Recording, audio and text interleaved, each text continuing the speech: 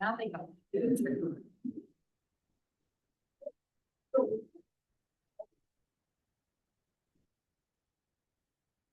evening and welcome. I'd like to call this council meeting to order. Councillor Reedy and Councillor Briscoe provides their regrets. Please remain standing if you're able for the land acknowledgement, a moment of silent reflection, and the singing of Old Canada. We acknowledge that Stratford is positioned on the traditional territory of the Haudenosaunee, the Anishinaabe, and the Neutral and the Wawards peoples. As we gather, we are reminded that the city of Stratford is situated on treaty land that is steeped in rich Indigenous history and home to many First Nations, Métis, and Inuit peoples today. We acknowledge that Stratford is situated on land that was shared between the Haudenosaunee, the Anishinaabe, and the Neutral and the Wawards peoples. We are grateful to have the opportunity to live, work, and play on this land. As we go into the silent reflection, let's pause and reflect on the family of the officer that was shot and killed here in Montreal. We've had a number of those incidents in our province and across Canada recently. So let's hold them in our thoughts as we reflect for a few minutes here this evening.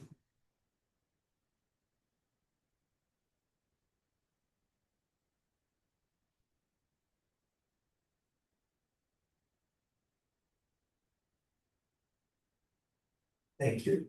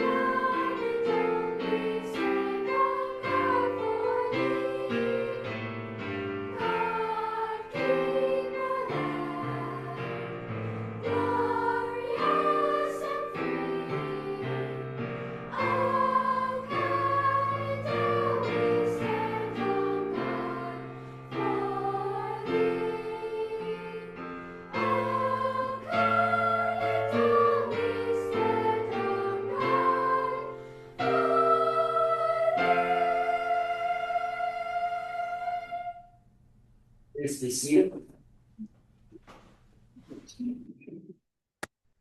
Please allow me to share the Stratford statement.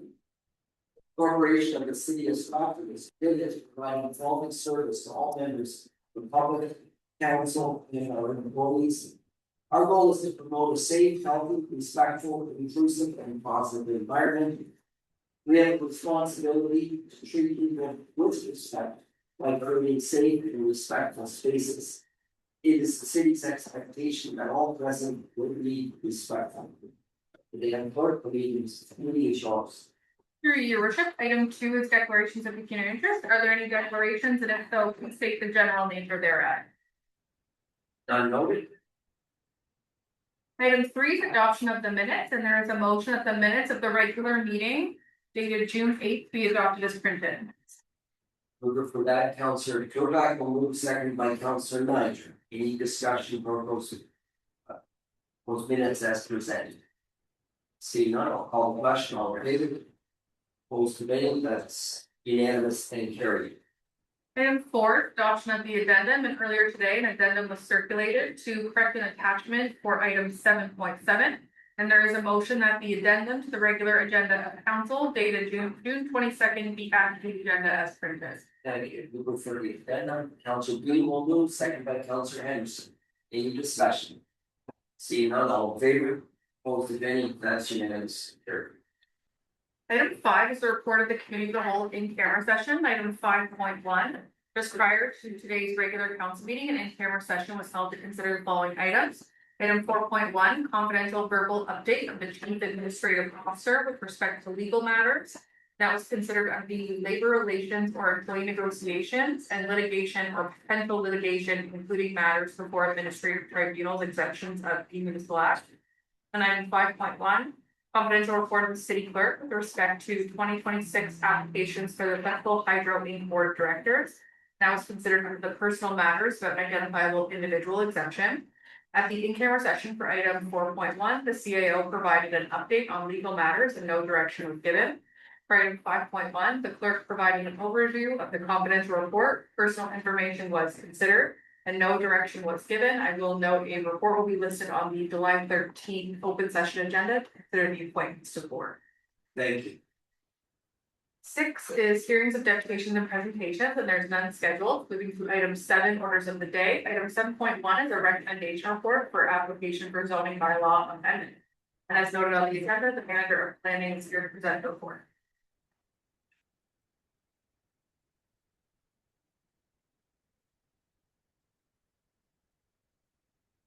Welcome, Mr. Bancroft, and whenever you're ready.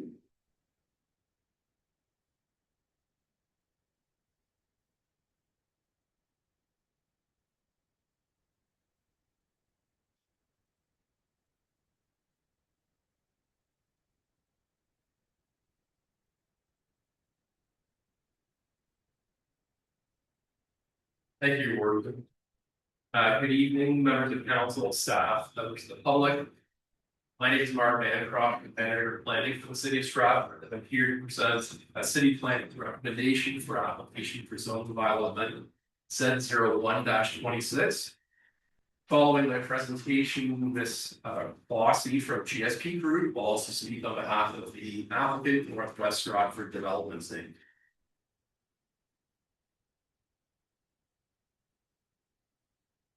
So in terms of the subject lands, having a combined area of approximately 22 hectares, the lands are situated as shown on the screen, north side of McCarthy Road, south of the McCarthy Drain, on the north and south side of 4th Street, east and west of Bradshaw Drive.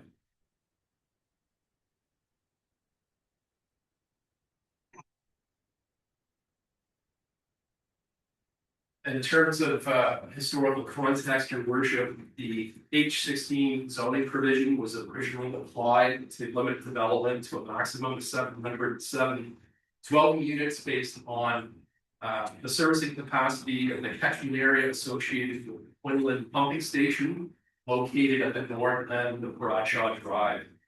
This H16 provision currently applies to existing townhouse dwellings along Bradshaw Drive.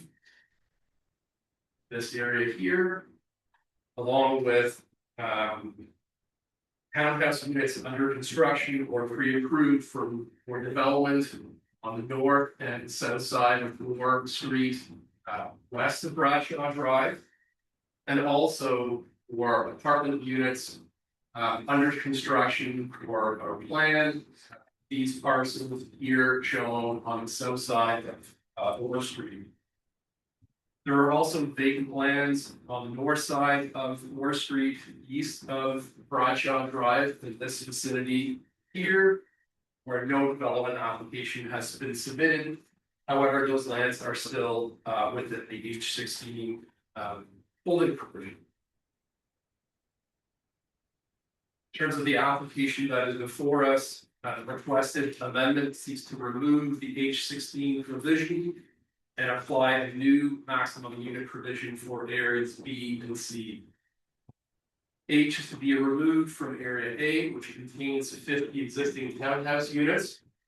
And for areas B and C, a new area specific regulation is proposed to limit the maximum number of dwelling units from to 866 units for vacant lands or lands under development. The maximum number of units is to increase from 707 to 866 units, and that's an additional 159 units. That addition is based on a surplus capacity of 75 units identified by the city's engineering division, as well as the inclusion of 134 units that are allocated to 750 McCarthy Road west. That would be area C shown on the screen, as well as the reduction of the existing 50 dwelling units on Bradshaw Drive. It's important to note, your worship, that this application does not result in the reduction of dwelling unit allocation from other lands within the Quinlan Pumping Station catchment area. Rather, it is a modification to the unit allocation for this particular area based on projected units compared to planned and approved units.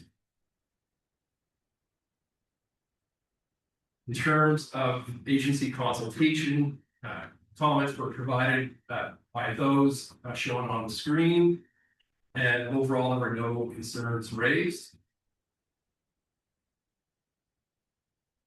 Furthermore, in terms of public consultation, public comments received are attached to the staff report and responded to the staff report. In particular, the comments from Reed's Heritage Homes are worth noting, requesting the equitable distribution of sanitary sewage capacity along with affected developments. Although the Quinlan pumping station catchment area, although those lands are within that catchment area, Reed's lands are located outside of the subject lands. On the south side of Perth Line 36, on the north side of north of McNamara Terrain. However, ultimately, those lands are governed by a separate holding provision, the H23 provision, which limits the number of dwelling units to a maximum of 392. It's important to note this because city engineering has advised that they may consider adjustments to that unit allocation through a separate application for zoning bylaw amendment submitted by Reed's and based on flow monitoring results, comparing projected and actual flows. And based on those results, any unused capacity would be considered for reallocation for that development. As noted in my report, your worship, the subject application is consistent with the provisional planning statement and aligns with the city's official plan in conjunction with the Stratford West secondary plan, including prescribed residential density targets. So your worship, it is city planning's recommendation that the zoning bylaw amendment be approved, considering the request is consistent with the provincial planning statement. There is alignment with the city's official plan. This application constitutes sound land use planning, and comments received have been reviewed comprehensively and appropriately addressed. And furthermore, that the implementing bylaws to remove the H16 provision and apply the new zone provision limiting the maximum number of dwelling units be approved by city council. That concludes my presentation, your worship. I'm available to answer any questions. Thank you. Thank you for your presentation. Questions from council? Councilor, go ahead, please. Thank you, through the chair. So when this whole area is developed, they will all be serviced by the same pumping station for the station. So will that station then be at max capacity, or what will happen? Like, there's some lands that are undeveloped yet around that area. I don't know, questions for you or Mr. Greenlaw, but I'm just curious about future use of that pumping station, or are we going to be completely maxed out? Through your worship, effectively the area has set allowed units that we can service currently through that pumping station. However, there is a maximum for upgrades are needed to that pumping station as well as potentially the downstream infrastructure. Engineering is talking about doing a review or assessment in the upcoming year or two to evaluate how to get more capacity to the pumping station and downstream infrastructure. So we do recognize at some point there'll be a capacity limit reached, and we're looking at ways to expand that further, which is totally feasible. It just with the price tag. Thank you, through the mayor. Just to follow up to that, that area will be served if the alone sewer gets extended, correct? Yeah, your worship, that is correct. Okay, thank you. Anything further? Staff. Mr. Bancroft at this time. Councilor Henderson. I'm just going to think of something through the chair. So when we run that from. Okay, I'm going up. The pumping station that's out there right now. Is it in any way connected to the water station, I mean, to the water pumping station? Like right now, it's connected more over towards, Through your worship, so essentially the way the pumping station currently works is it connects to a manhole structure and sanitary sewer that goes to another pumping station over at Vivian Line and Road. However, in the future, when we start growing our city more, there'll be connection from that pumping station to Alone Avenue, and there'll be a trunk sewer there now, so it's quite a capacity for that area. so then that will relieve. What we were looking into Vivian from, and if there was ever development of that, we could either give them more room. Through your worship, we have looked at the analysis of that whole city service, essentially what is our city limits, through those two pumping stations, so we have considered those capacities. If it's a bit complicated which direction the pumping stations may flow, given the future build out, but there is a way to service all areas. Also, like possibly in the future, the ones that are already on that pumping station would stay on it, and new ones would be on. The new sanitary coming up from water treatment plant. I think what you're getting at is the development north of Vivian Line is intended to be serviced via the Vivian pumping station. And then the Quinlan pumping station, the one here, the Rotary complex will be pumping towards Low and service that side. Okay. Thanks. Anything further? And my understanding, just before you leave, Ms. Fossey, you were going to just receive questions if something came your way, then. So any further questions for manager planning at this time? See none, thank you. Turn it back to the clerk this time. For your worship, turning back to your agenda, there is a staff recommendation which the manager of planning provided an overview. Moved by Councilor Buckman, second by Councilor Nigel. Discussion on the motion. That recommendation. Seeing none, all in favor? Opposed to any, that's unanimous. There. Next item. Your worship, item 7.2 is the service delivery review of wastewater treatment services. It is my understanding, Jim Parna, president of Municipal View Consulting, is here to present a report on behalf of the city.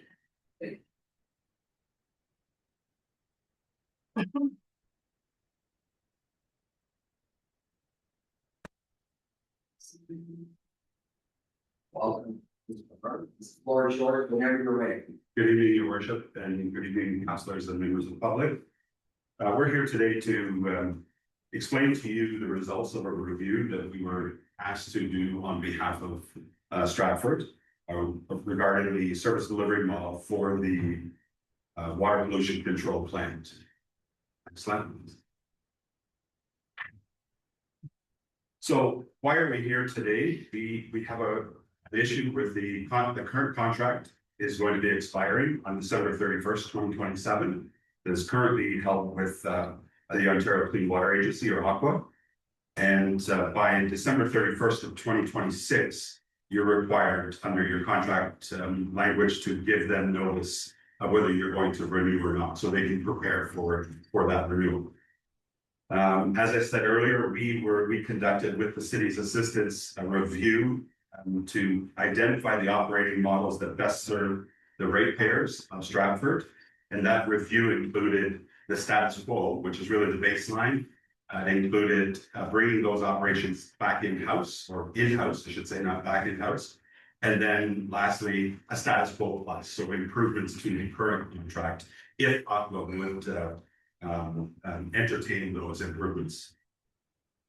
So we want to present the findings to you today, and we've got approximately 6 months. It says 7 months here, but it's actually about 6 months to give them either a renewal notice or make a decision to bring those services back in-house. Next slide. So how did we evaluate these options? We did two things. We looked at a qualitative analysis and we looked at a quantitative analysis. The quantitative was really just a financial model that we developed to compare the three scenarios. So what was the overall cost for the 10 years of those three scenarios?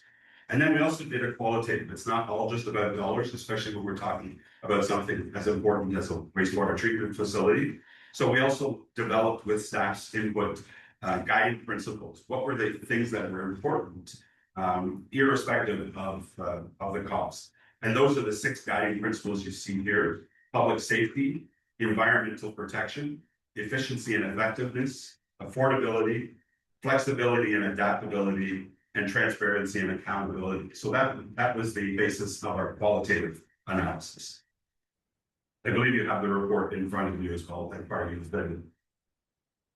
So next slide. So the plant today, what do we have? What's the current state of the plant today? We have a class 4 conventional activated sludge plant at 701 West Moore Street. Its rated capacity is 31,000 cubic meters.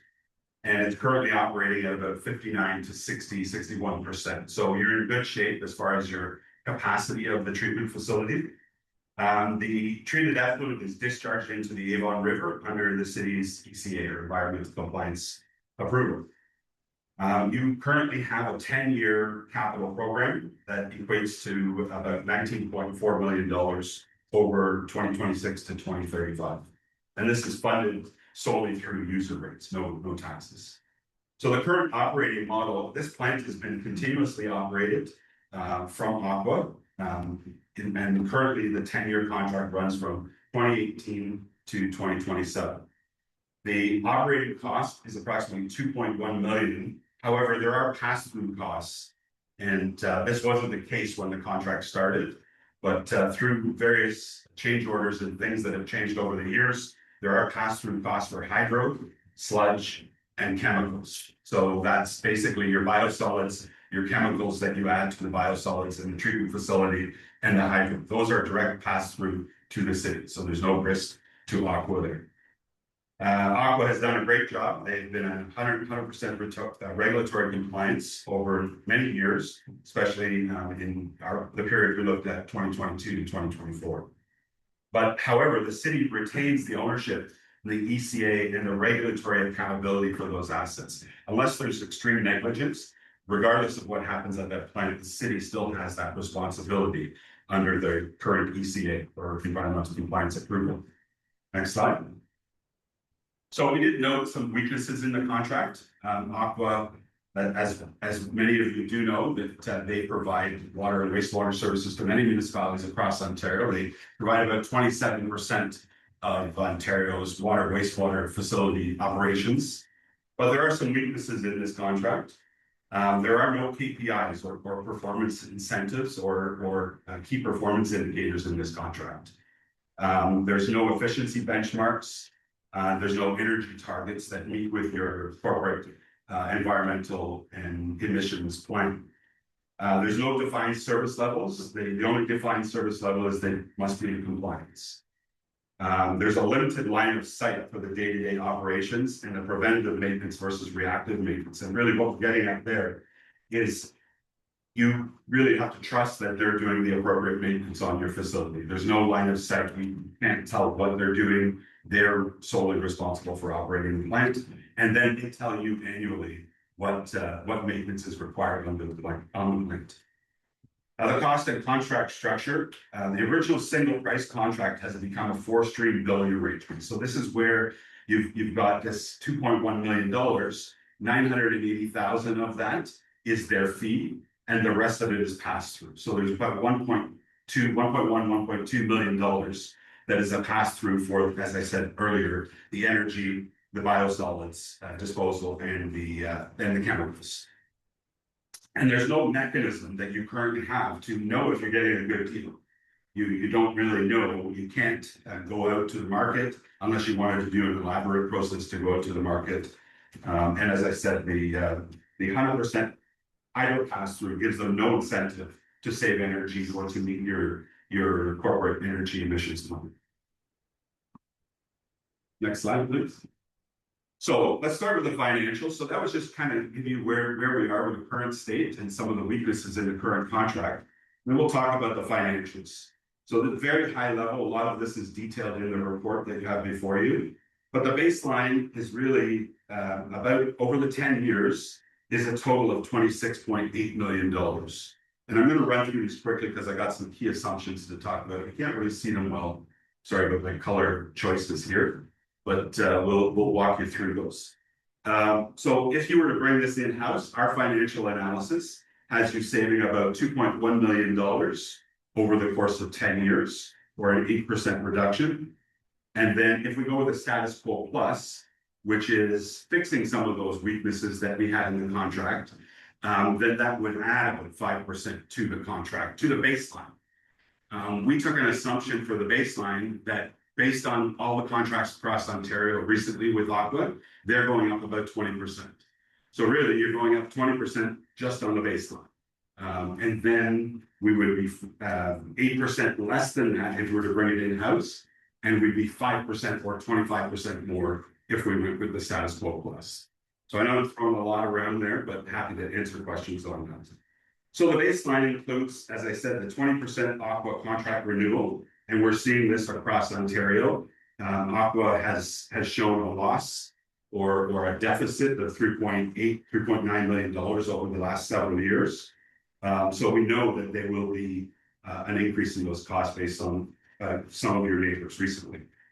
The capital plan is about $19.4 million, and that's held constant across all the scenarios.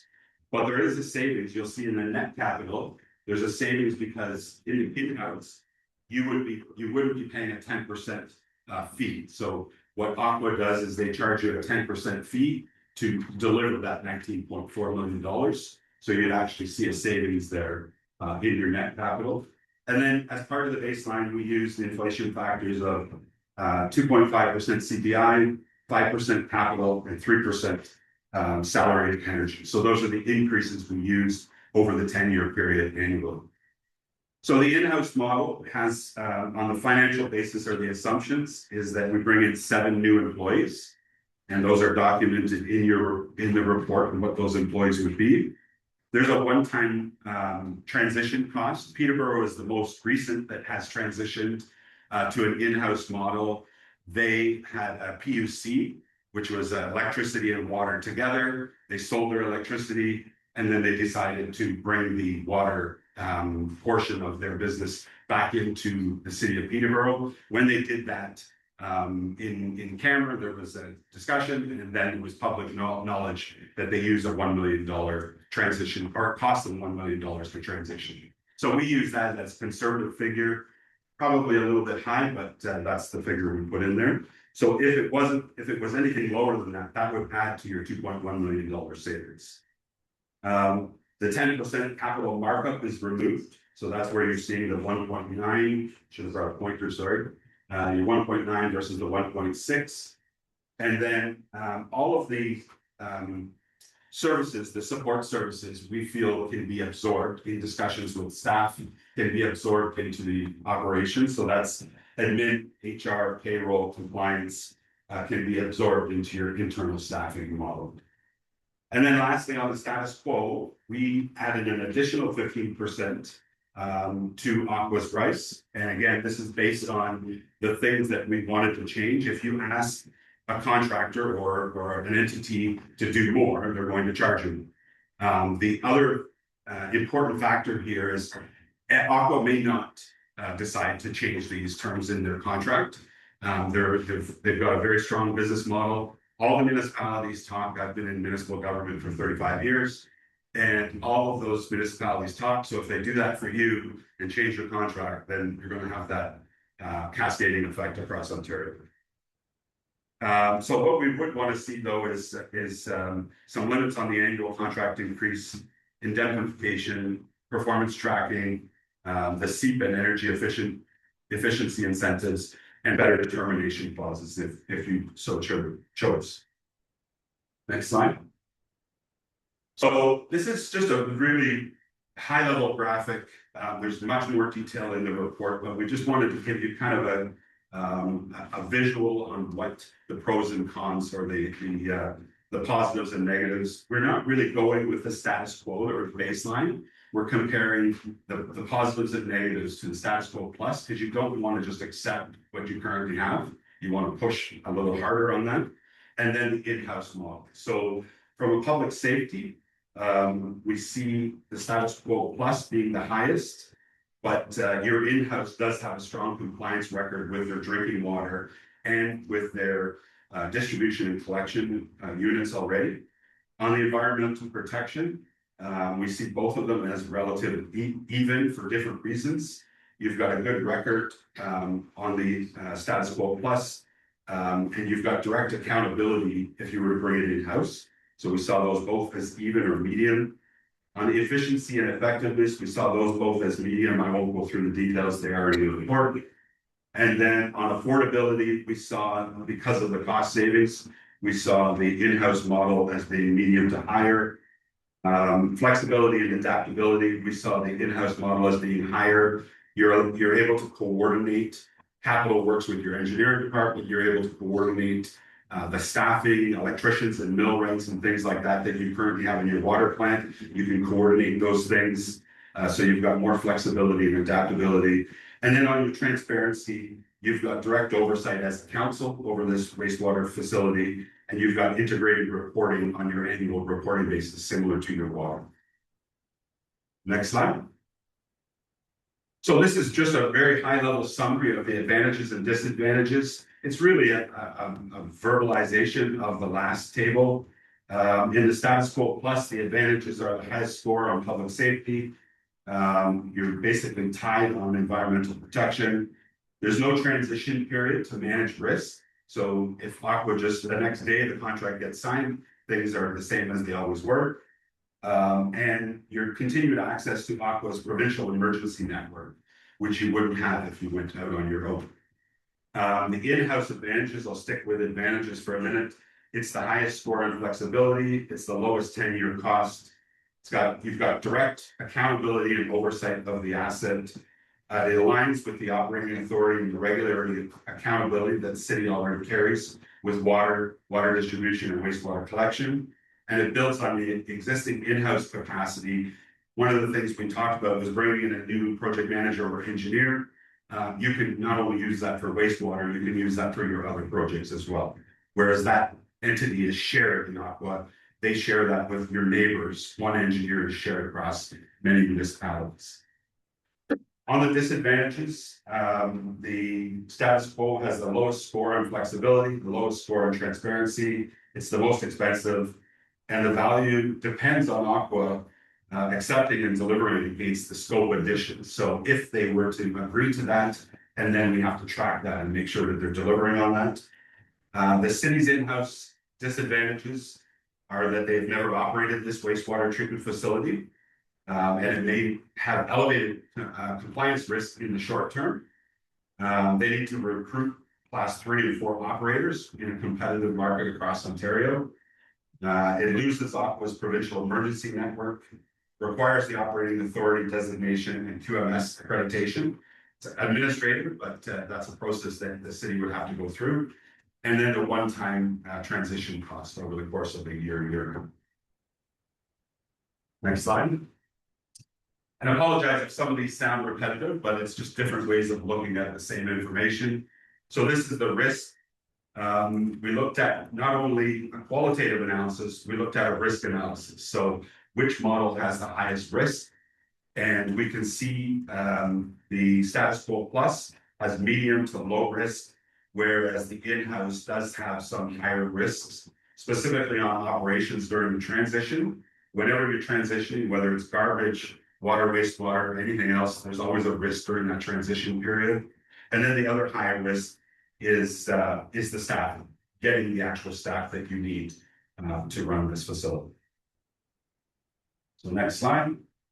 So our recommendation is that you should transition to an in-house operation effective January 1st, 2028.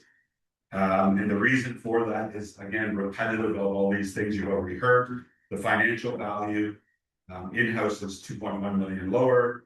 It eliminates the markup on the capital. It removes the exposure of Aqua renewing the price. You don't know what their price is going to be. It eliminates that risk. And it's robust across every sensitivity scenario. So we did a sensitivity analysis on all of these different numbers. And the in-house model whether you change prices, change assumptions, the in-house model financially always came out on top. The other reason we're recommending this is operational control. The city will gain direct oversight and accountability for this asset. The city sets and monitors its own KPIs, so you can come up with your own things that you want to achieve at this facility. It directly integrates with your water, your distribution, and your collection sections in the environmental department, and your capital program with your engineering department, as well as the CEP, the corporate energy emissions plan. And it aligns the operating authority with regulatory accountability. You already carry this accountability, but you don't have to control. So this aligns your control with your accountability. If something happens at that plant, unless there was negligence, the city is still going to be responsible now. And this gives you that accountability with that responsibility. And lastly, the long-term capacity. This really builds on the internal wastewater and water expertise that you have. It creates a unified environmental services capability. And you do have great benefits and owners retirement and things. So there are some pluses to the staff in bringing this back in-house. Your worship, that's my presentation. I'm happy to take questions. Thank you. So, are there any questions from council at this time? Councilor Henderson. To the mayor, did Peterborough find that the members who worked for them ended up staying in that position? Yeah, so in Peterborough, I'll full disclosure, I was the consultant who helped Peterborough make a decision to move back in-house. And Peterborough chose for a couple of years not to do that. And then they finally went back to the report and said, we now want to take it in-house. So there was a thing called successor rights, where they had to offer those employees those jobs. In that case, it's different in every municipality, but that's part of the $1 million transition cost in getting legal advice on those types of things. We just scratched the surface on those issues. So those people would already be trained.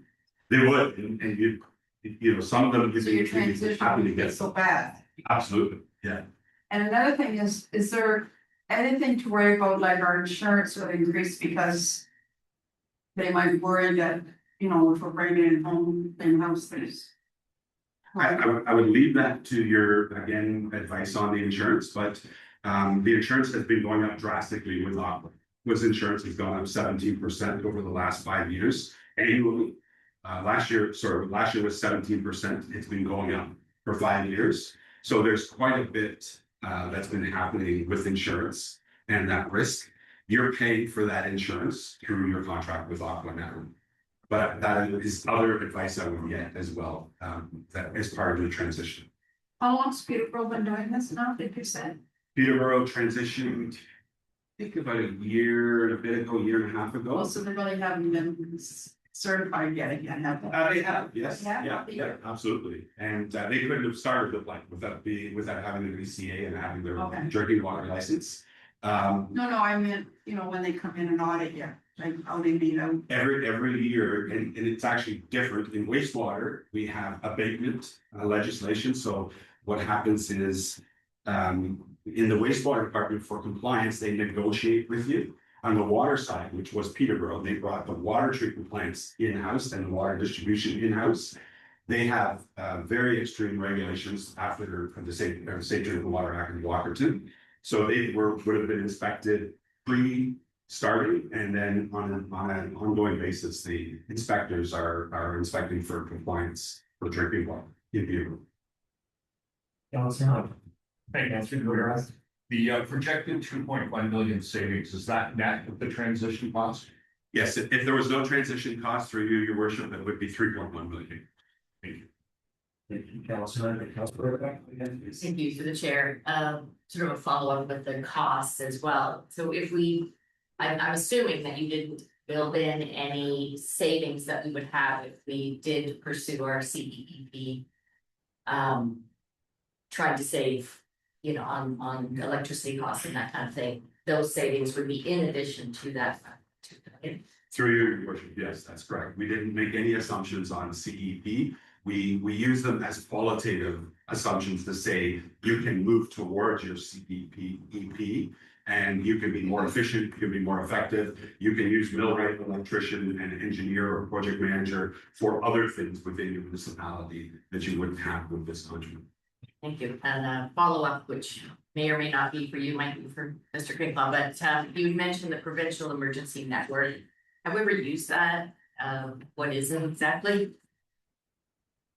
So your worship, maybe I'll start and then I can jump in afterwards, but in terms of the provincial emergency network, you know, Aqua has staffing resources across the line, so ultimately they can draw from anywhere and to help support an area that's in need. There are other external systems in place like Onboard, as well as other area municipalities that can provide similar service and support. It's just not through a larger, robust system at all. Anything that, Yeah, I would, thank you, your worship. I would say that's exactly it. There's a lot of agreements between municipalities to help out in those situations, whether it's equipment or chemicals or staffing in an emergency or a strike or any of those things. So there's many of those agreements that municipalities have with each other. Councilor Lee? Thank you, for the mayor. I have two questions, but they're kind of connected, so I'll just ask them both. But the one you partially answered already. The main concern for me would be to get staffing that can run it within that period of time, reliably, and I guess that's a risk. But if we can maintain some of the staffing, that'd be ideal, I guess, or good. The second question would be about the shadow period or the handover period, like that 6 months. Is there any risk that they would not be willing to shadow new staff? Well, the luxury you have through your worship is that it is a provincial entity. So it wouldn't make for very good publicity if they chose to be difficult. Aqua has always been class acted and been, if you had a private contractor, I would say that's a risk. With Aqua, I don't see that as being a risk at all. As far as through your worship and staffing, if the staffing were willing to come here, that would be great. There is a clause in your contract that you're not allowed to take their staff within 12 months. Which is also a negative in your contract that I would want changed. If you ever did decide to transition, even if it wasn't at this time. You know, they have other plants around that those staff may want to go to, or they may have other shortages that they may want to move those staff. But I would seek legal advice to know what your rights are with respect to those staff. Councilor McCabe? Through the chair, question regarding if we wanted to transition this to a biogas generating plant, is there any advantage of having it in-house as opposed to having Aqua taking or running that? Yeah, through you, your worship, I'll start and maybe I'll let staff answer the balance of it. I think it would be easier if it was in-house, if that was your choice. There was a plan previously to do some of that, and it is currently in your ECA, your environmental compliance approval. But that would be something that you would need to do an assessment between the price of energy and the price of gas and the price of electricity. That's the spark spread it's called. That would determine whether a biogas facility would be financially viable or not. But I would say it would be easier if it was in-house, but I'll let staff add to that if they'd like. Yeah, so we were just expand on that briefly, I guess. Essentially, when we did look at this back in 2021, one of the most inhibiting factors for the cost, and generally you'd be looking for partners anyways for that scale of a project. We did a smaller project, it would be much easier to handle it in those their own funding and resources. Depends the model and council plus. Anything further, Councilor Sutton? Thank you. Just regarding the 7 staff that would be brought on board. Would you, because there are only 7, which I'm sure Peterborough would have many more because of the size.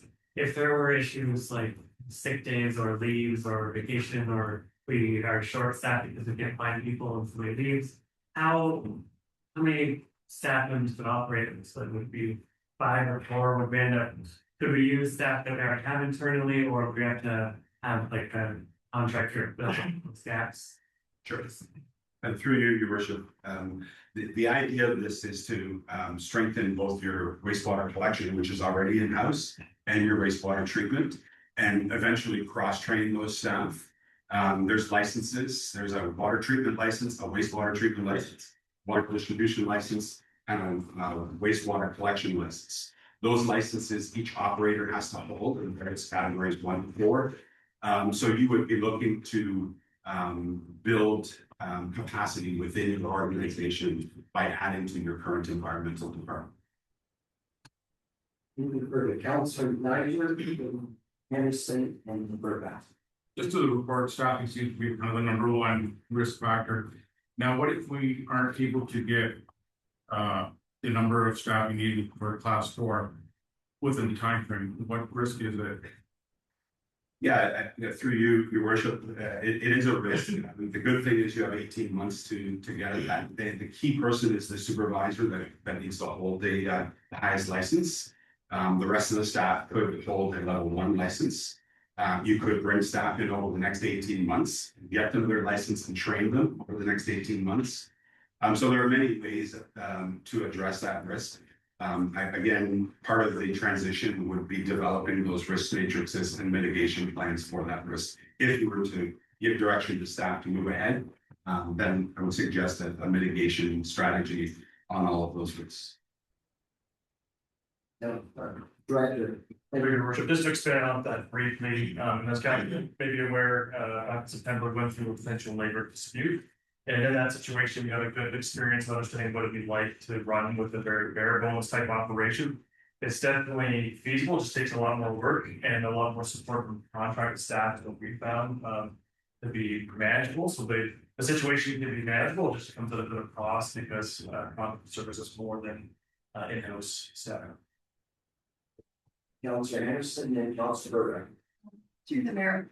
I don't remember saying it in the report anywhere, but we're saying we need to hire 7. Do we currently have 7 from Aqua?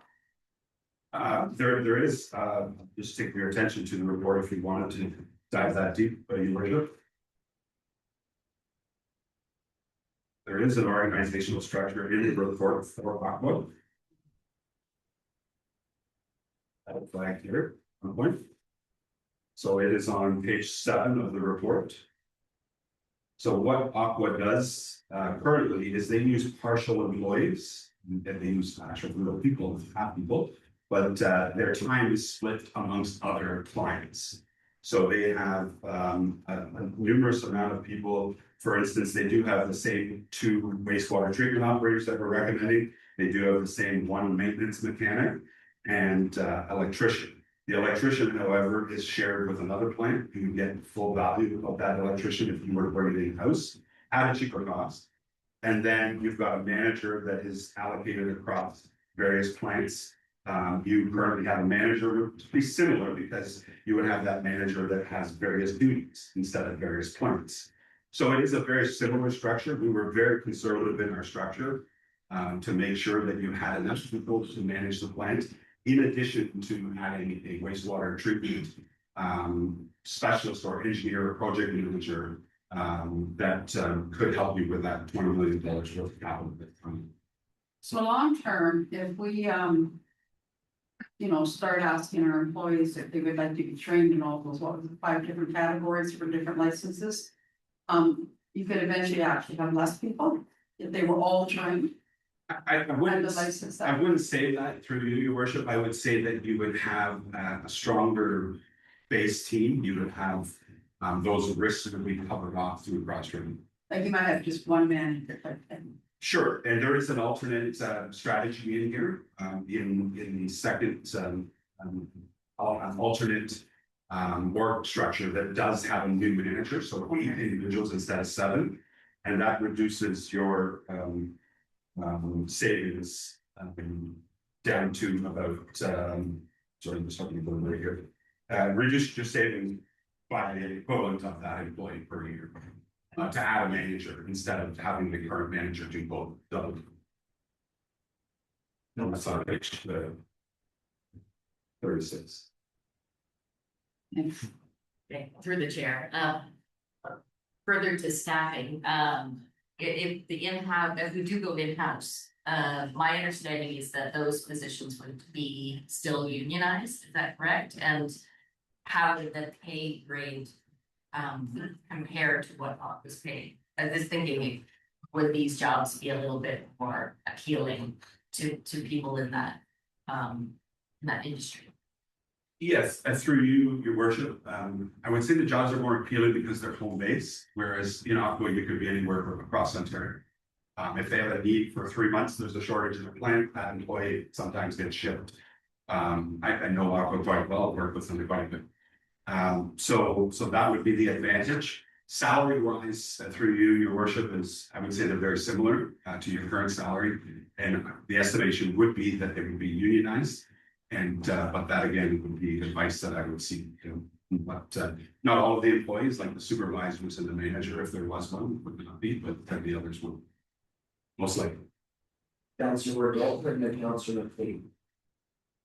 Thanks so much, some chair, and it's one of the presentation. My question for you, how you are using the new technology? You know, are you upgrading new technology? Or how you are following? Through your worship, to the councillor, is that new technology in the plant? Yes. So I would say you have no line of sight to that right now, what technologies they are or aren't using. They do give you a capital plan each year, but you could definitely explore those options if you were bringing it in-house. I would say much easier than if it was through a contract. I just so the follow. I see in 2000 the water pollution is what it was. You can explain us why is that the reason? We don't want to shut up. I know you are very secure, you are very good. You have to come that's why is so easy. So through you, your worship, Walkerton was a drinking water catastrophe, one of the worst in probably the world. And we've saved us that third world countries, obviously. I would say that Ontario has the safest water in the world now because of Walkerton and the legislation of the Safe Drinking Water Act. I've been a practitioner and held all 4 licenses for most of my career, 35 years. So we're not talking about the water side. You already own that risk. You already have the water treatment plants in-house and the water distribution. This is a different legislation under the Water Resources Act that we're considering, which is the environmental side of the wastewater treatment plant. So the discharges into the Avon River and ensuring that you're not putting contaminants out there that would kill fish or have an impact on downstream water treatment plants. So the risk is less, it's still, but you already have the biggest risk, which is water treatment. It's much more legislated, much more controlled, and much more difficult. Operationally wise, a wastewater treatment plant is much more difficult to operate because it uses physical, chemical, and biological sciences, whereas water treatment is usually just physical and chemical. That's McKay. Through the mayor, are you seeing across the province a more integrated approach so that all environmental services are either handled by one company or within the municipality? And is there advantages to having that communication open between all the different facets? Yeah, through you, your worship. Aqua has a great retention. Municipalities rarely leave Aqua. You know, there's other things that happen. There's, as you've been hearing about, water corporations and things like that through the province, which are talking about bringing in some different methodologies to provide these services. But Aqua rarely loses a customer. So there are other changes though that have happened with various municipalities, Peterborough being an example where a PUC has transitioned to in-house, but there's also been the flip side where I want to say it was Brentford, like it's tip of my tongue, that went from in-house to Aqua. So there's, you know, there's choices to be made there, and we did the analysis specific to Stratford. Other questions for consulted at this time? See, I'm just thinking of one. The other way, I'm always thinking something. Should we look into more why somebody would go from in-house to Aqua? Yeah, I mean, that is definitely something we looked at very briefly. You know, there was some extenuating circumstances and they just had the report put on the right page and tell you a little bit more about it. You know, there's various reasons, you know, their appetite for risk, you know, something that happened in their municipality that they felt staff didn't handle appropriately, so they wanted to go to Aqua. There's a bunch of different reasons why. It's not a common thing, but it has happened recently where staff have gone. Well, they started getting fairly brave, maybe, or something like that.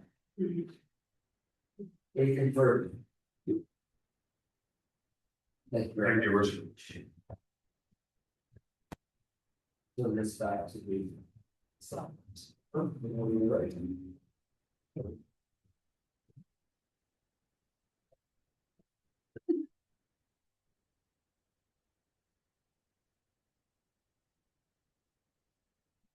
Through your worship, returning back to your regular council agenda, there is a staff recommendation that council receive the report for information.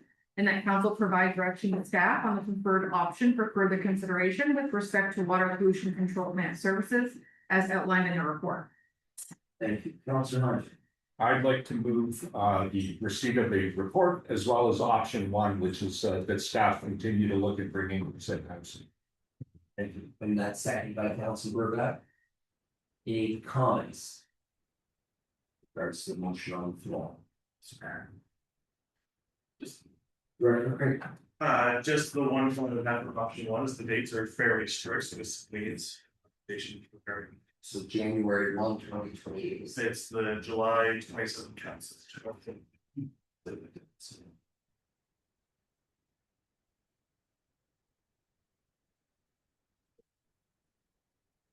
So.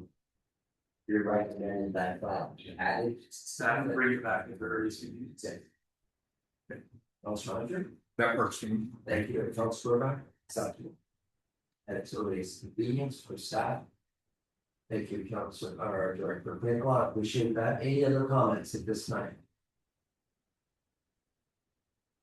There's nothing further. Again, clerk, you have those comments. Thank you. I'll call the question. All in favor?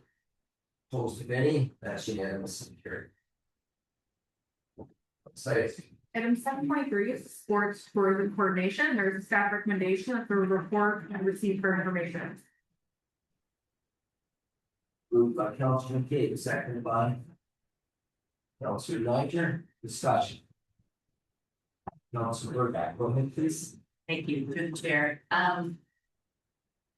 Yeah, I think I'm glad we're going ahead with the sports tourism plan, and I guess I just would want to make sure that community services works really integrates well as Stratford, because I think they have some expertise that balances well with what community services is doing, and I would hope that there would be very integrated in the sports tourism policy, just because it's complicated and they have a lot of complicated things going on as well as far as calendar goes. So just some comments. Other Councilor. So the mayor, just to kind of elaborate on that, we with our cultural plan, we meet quite frequently with Destination Stratford as well. And moving forward, this would be an ongoing item within that agenda. It's sports tourism as well. So this isn't getting forgotten, and we keep that collaboration going. I appreciate that. Thank you. Anything further? Seeing none, I'll call a question. All in favor? Opposed, if any, that's unanimous. Carried. Item 7.4 is the advertising, sponsorship, and commercial naming rights policy report. There is a staff recommendation that the policy regarding advertising on city property be rescinded and replaced with a new proposed council policy advertising, sponsorship, and commercial naming rights. And that council authorize the community services department to administer and implement the revised policy, including the development and maintenance of related standard operating procedures in accordance with the approval authorities established in the policy. Councilor B, go ahead. Thank you to the mayor. I would like to move the staff report, our staff recommendation, I'm sorry. But add to that an amendment that the proposed council policy C.1.16 advertising, sponsorship, and commercial naming rights be amended by deleting the following provision from the eligibility exclusion section, that organizations whose purpose and or facility is related to religious and belief system activities. And the rest would just be the, what's there with the staff recommendation. Second for that, Council Hunters, and second that discussion. Councilor Berg, please. Thank you. Yeah, I've had a pretty good look at this, the recommended or the draft policy. I hadn't really thought about too much about the religious affiliation thing. So I'm still thinking on that, but I was wondering if there could also be an addition, and maybe it's just assumed, but things like alcohol and gambling as well. Seems like they could be added to that list of things that we don't really want to see advertised. Through the chair, that was included within the policy. Was it included? Okay. Yes. I missed that. Different question, follow-up. Wondering about identifying the assets that are eligible for sponsorship. So when I looked at a couple of policies from other municipalities, they actually had a listing of what assets might be eligible, I guess, for naming rights. So I'm wondering if that's something we want to include in policy. When I had a look at employers, they have a very extensive naming and sponsorship policy, and the list of their assets is actually in the policy. It's just a one-liner saying that council would approve the list of the assets. They go quite far with their naming rights, and I don't know if we would want to go that far, but they have their library, every recreation center, their arenas. So, you know, it's quite a wide scope. And I'm thinking that it would be a good idea for council to kind of go over what we feel comfortable with as far as sponsorship and naming rights, like what assets can we consider? Through the chair, I'm gonna do the best foot forward here, and I might ask the manager of the first one as well. Currently, when we were talking with the consultant, they said policy first, to put that in. The next one is the list of inventory assets. So we're currently putting that list together and put a valuation with that as well, to have say naming right of rank A is X amount of dollars, and have a valuation that we know moving forward. So, you know, it could be done both ways. One was they said put it within the policy. The recommendation we have is keep that separate and have your list, but that can always be changing. It's always be ongoing. And as we progress within the sponsorship program, community services probably the easiest one to look for naming rights and other sponsorship opportunities. But as we branch out, I mean, it's already incorporated. Look at other corporate initiatives. I think that's why that list of evaluation would be nice to have that separated, because we'll be continuing to add to that. Just as a follow-up, it really does have it as a separate list, like they don't have a list in their policy. They just have a one-liner that says, council shall identify municipal assets that are eligible for sponsorship and naming rights. So basically, it's that council would have final approval of which assets would be included in the list, which I don't think would be a big deal, but it would be nice to have that in policy. So I don't know if friendly amendment to that. I see the manager of recreation and marketing. William, do you want to address that? So through you, Chair, I would agree, we did some research on about 8 different municipalities, some had them in, some didn't. We do have a list of what we would consider eligible, so we can bring that forward for information for council. There's also safeguards within the policy itself that any agreement beyond $50,000 or any agreements beyond 5 years would come forward to council anyway for approval. But we can definitely bring that forward for information to council on what would be eligible for sponsorship and naming rights. Questions at this time? Councilor Dolphin? Yeah, so Chair, I have a question for the team. I think so, but we have a solution of that, something like when derivation of compatibility in alcohol, right? Is anybody have insurance, right? I mean, the insurance, they have to be the provided. Director Wilson, through the chair, once we come with a sponsorship agreement, a sponsorship opportunity, there's always an agreement that we have them sign off on, we could cover all avenues of insurance and liability and whatnot, so all that will become the agreement. I mean, that sort of thing, should they have to have insurance, right? They have to have insurance. Not for advertising one, I don't know. Like, sure, very much correct, Any other questions or you are the wolf with the intro of corporation? Councilor Sutton. Thank you. I guess just following up with Councilor Burback's comments, I'm just asking through the chair, we're looking for Executive Council for an approval similar to really like you're mentioning, because I did like the idea that, because I know there's been, you know, and there just are sometimes cases where I don't know, something happens and then council sort of, it would have been nice to be ahead of it rather than trying to reverse something that's already happened, so it may be appropriate to have that sort of before council. And then similarly to this policy where we could come before and then just say we're okay with it or we want to tweak it a little bit or something like that, so I'll just go back to Councilor Burback if I could see where she was headed with that. Councilor Burback. Yes, through the chair, that was actually my intent, was to, if we could have a friendly amendment. To add that one line. And I can read it. Council shall identify municipal assets that are eligible for sponsorship and naming rights. And then the Aurelia example, they went on to say that staff should be the ones soliciting the sponsorship for naming rights and doing all of that part, but it just, the council would have some say into what assets we're looking at. It seems kind of smart to be able to just say, these are the things we feel comfortable with naming rights. And have that conversation before we go out to sponsors to solicit possible sponsorships. So just sort of making sure that that piece gets done first. Through the chair, as Mary said, we are working on that list of assets currently, so that is. Councilor Henderson.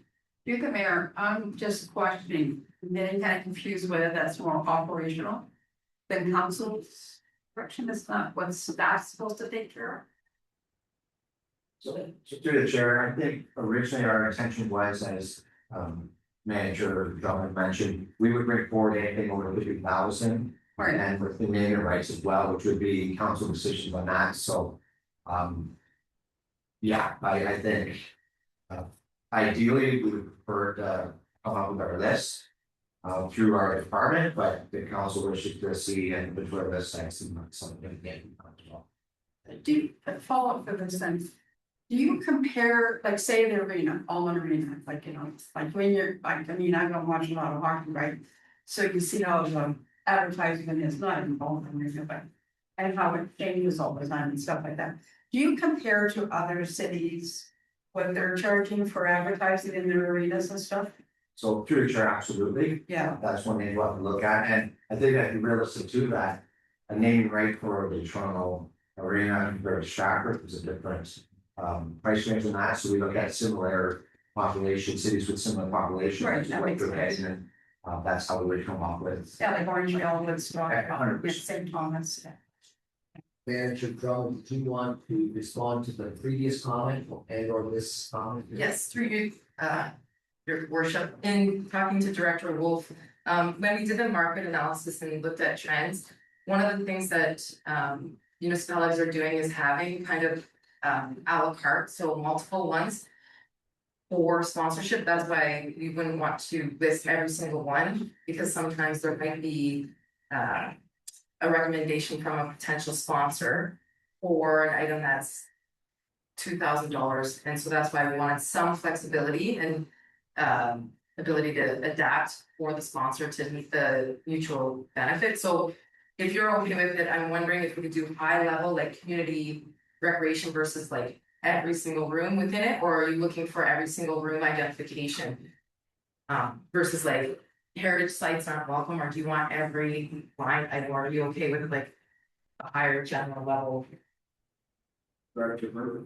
discussion. Like the Tim Taylor from Yeah, so we could, like, so for example, we'd have like community centers, schools, arenas, and interior components like rooms versus labeling each room. Are you comfortable with more of a higher level example, or are you looking for full detail? Through the chair, I hadn't really thought of that, but either way, I mean, it's. In my mind, I guess what I'm thinking about is more the like. Building larger tier, higher tier, kind of, like, let's just say City Hall, we decided, oh, we're gonna do naming rights in City Hall, so. What I'm asking about is the fact that, you know, maybe staff thinks that's a great idea, but maybe council doesn't, and you come to us and you're like, wow, we got a sponsor for $500,000 to sponsor City Hall. With naming rights, and then we're like, oh my god, no, that's not. That's where we have that. Yeah, you can have that, but I'm just saying, like, other, you know, just in general, so you don't go out and do the work. Like, then we're all agreed, like, City Hall's probably off the table, and that's sort of. Chair, so within one of the council's authorities did just that. Right. We will bring naming rights to council already, so it's incorporated in the sponsorship that naming rights opportunities will bring council as well for approval, and that is up to discussion as to whether that's something that council wants to pursue or not. Councillor Henderson and Councillor McCabe. you, the mayor. Am I missing something? I'm just wondering, do we not already have all the things that are named? Are we looking for new things? Is this the idea? Don't we already have all the advertising through the city on the arenas and the tennis courts and? So through the chair, there's items that do have advertisement as far as sponsorship, so currently at the Rory Complex, we have break A, break B. Right. So there's a naming right opportunity there. We have the field house, the Agriplex, there's no name, right, the Agriplex itself has no naming rights currently on a sponsorship. Expired. So it was expired, so currently there is, so there are opportunities there, beyond what we're already doing. So is the idea to sort of have a list on the website of, are you interested in naming rights for the egg company type thing? So. Through you, Chair, yes, so there's gonna be two parts, we're gonna welcome solicited and unsolicited. And we'll have a website that has the potential opportunity for sponsorship, just for clarity, sponsorship is more for like city events and programs like Canada Day celebrations, whereas naming rights is for the physical asset. Right. Like a community hall, arena, those typically would always come to council, so the larger entity naming rights. That I believe Councilor Burke was speaking to would come to council, whereas sponsorships for like Canada Day. Wouldn't hit that threshold, so staff can have. The ability to move forward with those types of sponsorships, so they would be many municipalities that we've looked at and researched have on the website of potential. City directed programs and events that are open for sponsorship, and then we're reviewing whether we're gonna do expression of interest or RFPs in terms of the naming rights. Municipalities do different, sometimes they just put it on the website and sometimes they do expression of interest and stuff like that, so depending on the value. Of what we're seeking, we would either do an expression of interest. So a follow-up to this is, so like, for instance, you wouldn't mind put out there, we have 10 days available at the Lions Pool if you would like to sponsor a swim type thing. Correct, it would be more generic, like opportunity to sponsor swim, sponsor skates, our program events, contact us for further information, and then we'd be able to walk through what that looks like. And then advertising at, say, sporting events like the Almond Arena and all that, that would sort of come under a different category. So through you, Chair, so advertising is a little bit different, so advertising is a paid promotion from business, right? So sponsorship is more mutually beneficial, in which the sponsor, the naming right entity would have opportunity to have a bigger relationship with the community in terms of whether they operate activations and different things like that, whereas advertising is just in your face, come buy our product. So when we do the naming rights, I know we have a, say a 20-year thing on it, right? But do the person that actually, or the company, like say Molson's, so maybe when the arena was, or the complex was up there, maybe their contract's 20 or 25 years, I don't remember what it was, but. So when it comes up for renewal, if something like that be posted, or do they just get first right on it? So through you, Chair, It would be within the agreements, so that would be, we'd have a templated agreement and that would be worked through with the naming entity. In terms of, there might be a one-time renewal for an additional 5 years and then we post it, so it potentially wouldn't be forever and ever, it would be kind of a reposting that we're working through and we go with legal. And bring it to council for approval, because any naming rights in the council for renewal, because it would hit that threshold of 50,000 5-year. So there's checks and balances that anything with large dollar value would come to council for approval. Councilor Kate. Mr. Mayor, I'm happy to see that we're having this discussion, that we're coming up with a policy regarding naming rights and sponsorship, because I think there's an opportunity in the community for our community members to benefit from not having their taxes continuing to go up significantly when we take advantage of those opportunities and allow people in our community to advertise in the same way that I would advertise if I was an opportunity was there in with tourism and there getting something. So we can try to narrow it down and determine every single thing, but I think 50,000, the 5-year thing, covers those significant issues. Councilor Hunter and Councilor Knight. To follow up on Councilor Burback's point, I think there may be some assets that we'd be less comfortable with having advertisements on it, and whether we start with the permissive list and then remove the ones we don't like, or just start with the ones we don't want advertised. I don't know if that's easier, but it might be nice for council to have some input into that. Right, Councilor Burback, Councilor Nigel is next, but I'll let you respond to that if you want. Yeah, I was gonna just clarify what I'm Yes. suggesting is that what you were talking about is creating a list or even advertising that council would just have a look at before we posted it and approve it. So like what level of detail is basically before it goes out to the public, that we just have a look and say, yeah, that's great. Most likely, or if there was something on there that's proposed that we think, oh, maybe we don't want billboards on sites. Oh, then we would maybe take that up. I'm not saying that would happen, but just that, like my suggestion to add that one sentence is like you would do that work and then bring it back to us, like basically when it's ready to go on the website, and we just have a quick look through to make sure that we're comfortable with all the naming. That was my idea. Councilor Nigel. Yeah, through the mayor, just echoing what Councilor McCabe said, I think this is a great step forward. Gives us more structured way to kind of look at sponsorship, kind of move forward with it, generating revenue. And while we're putting some guide rails in place as we go forward. But I'm just glad to see we're moving forward with something. Great discussion, but again, sure. Councilor Hens. Is this a motion? Well, we're gonna go back to this because we do have a motion on the floor, but then there was a friendly amendment by Councilor Burback. So I'm gonna go back to the clerk to bring us back to where we are currently with the motion on the floor, and then the friendly amendment as well. So through your worship, the motion as moved by Councilor Bean and seconded by Councilor Hunter is displayed on the screen. Our recommendation would be to do a motion to amend the motion, and we've outlined some wording there. Then council would vote on the motion to amend and then vote on the motion as amended. Councilor Burback. Thank you. Before we do that, I'm a little concerned about the amendment or the change proposed by Councilor Bean. So could you explain a little more about the removal of the religious belief system activities? Councilor Bean, go ahead, please. Yes, so thank you. To me, when I looked at it, I felt like it was a charter right violation of section 2A and B.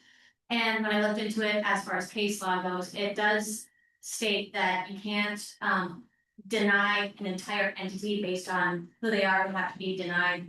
The ad itself would have to be based on merit as to if it's applies to the city or doesn't apply. But I feel maybe Director Wolf could.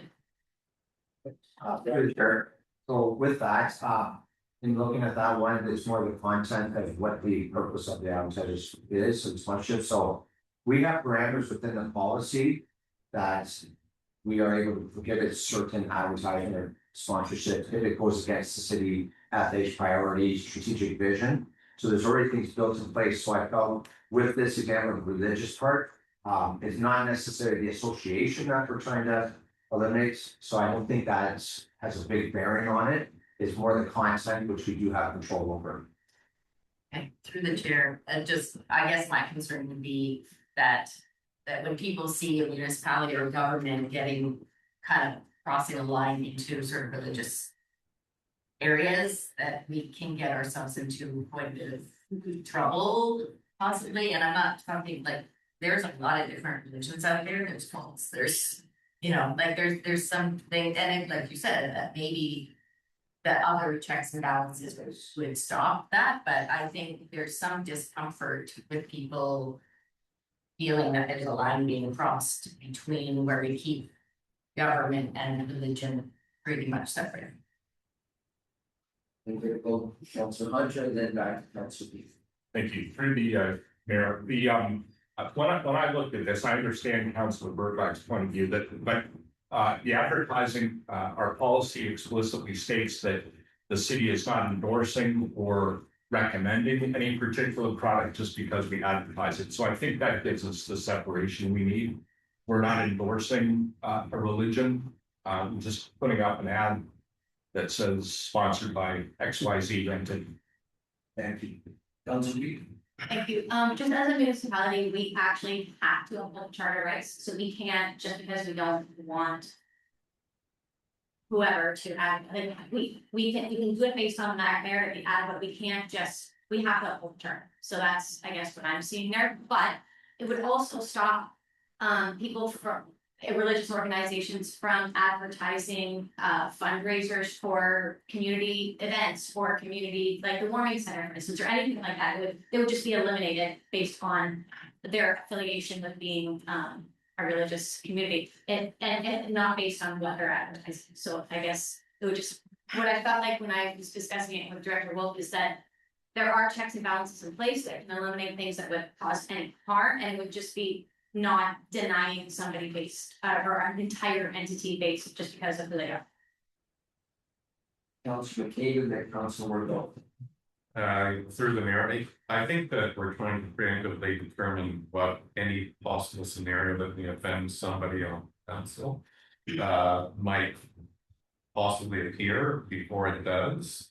It will appear at some point. Somebody will advertise that somebody will disagree with, but I don't think that can be captured any better than the certain parameters that have been laid out by the policy. So I just think we're getting beyond, we're trying to preemptively stop the conversation that eventually will likely happen. Thank you, Councilor McCabe. Councilor Wardell.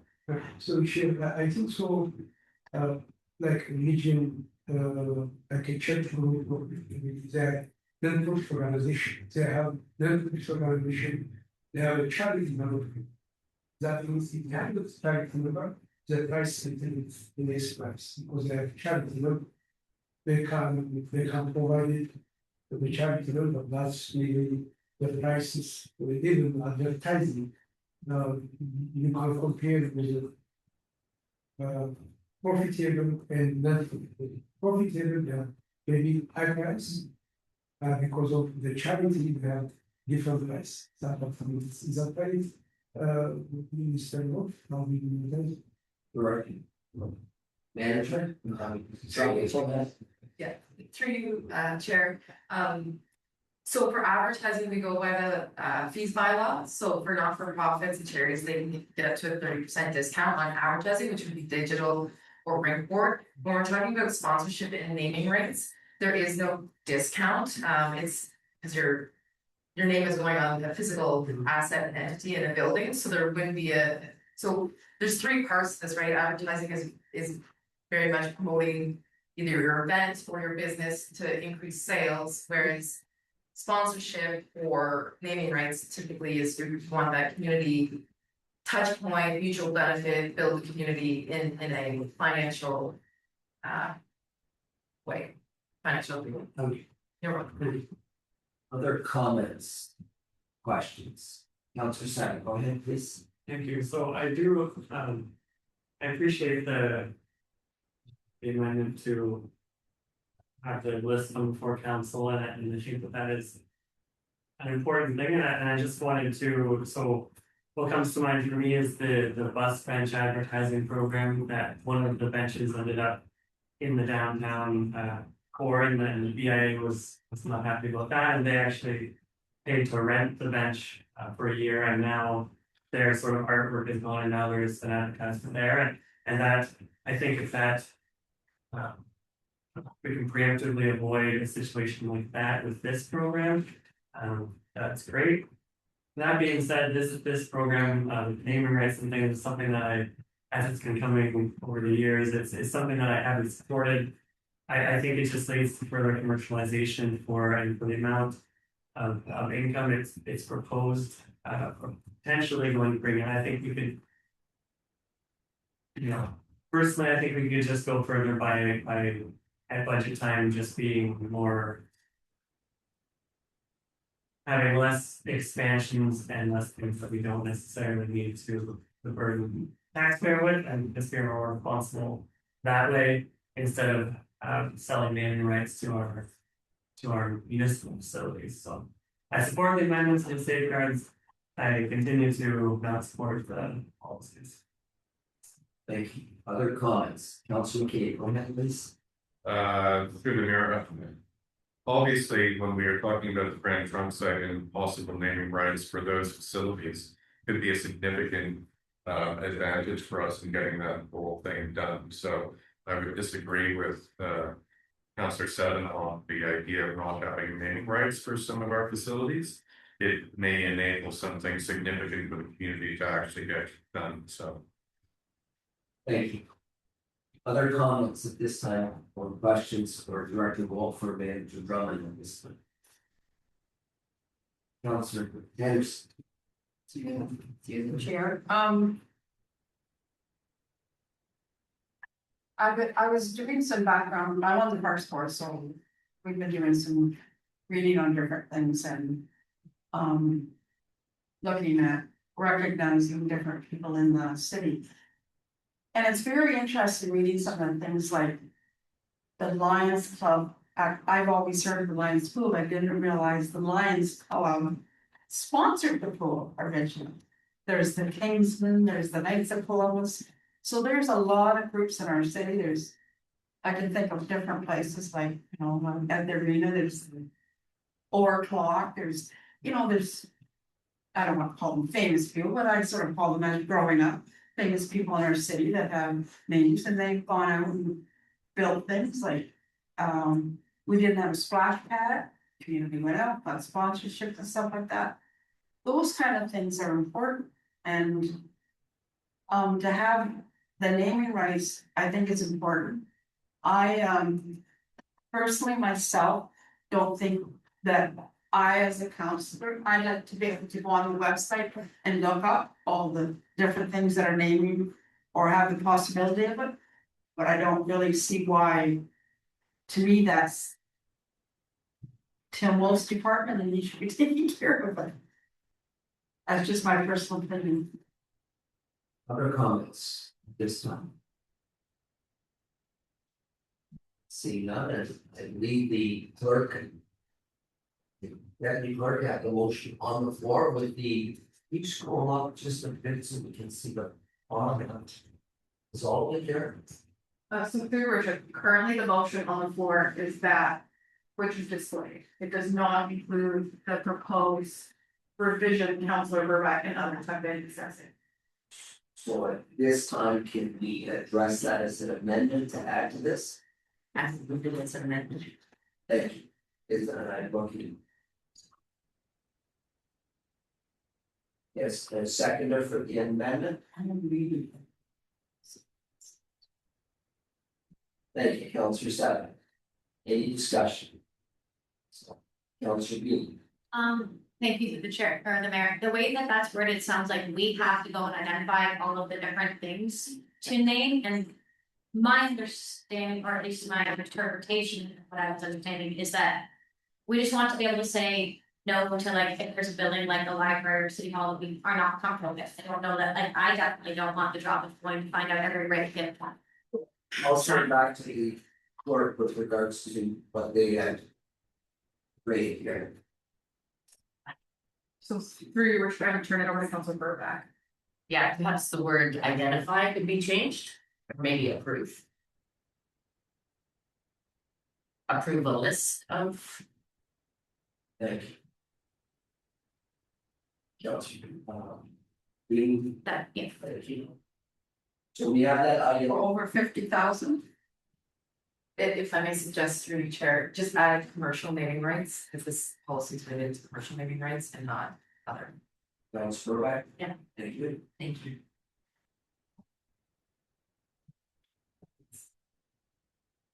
Okay, Councilor B. Thank you to the mayor. Can I also clarify? Things eligible for sponsorship, is that what you're referring to, Councilor Rebecca, or specifically the naming rights on facilities?